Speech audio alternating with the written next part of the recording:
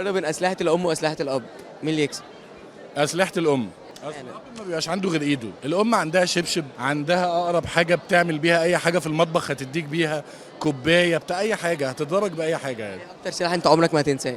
اكتر سلاح كلنا بالشبشب، كلنا خدنا طبعا واحنا صغيرين تعبت منه؟ كده كلنا. بيبقى من بعيد كده، عارف، بيترمي عليك من بعيد كده. اختار تاخدهم من شخص تاني، حب الاكل. الاكل؟ لا انا عادي في الاكل. اخد الاكل من مين؟ شخص بيحب الاكل قوي. شيكو. الكوره. الكوره؟ ربيع لعيب كوره خطير. لعيب كوره خطير. حب الشوبينج بقى الشوبينج؟ هنا الزاهد. بحس ان هي بتعمل شوبينج كتير، ما اعرفش يعني. يعني السواقه، طيب مين بيسوق؟ لا الحمد لله كلهم هاديين، ما فيش حد في صحابي مجنون في السواقه. بيحب التصوير قوي قوي. التصوير كل البنات، كل النجمات كلهم. حاجه هنشوف ليك ايه جديد الفتره الجايه؟ ان شاء الله فيلم برشامه الفتره الجايه، وحاليا بيتعرض فيلم درويش في السينما.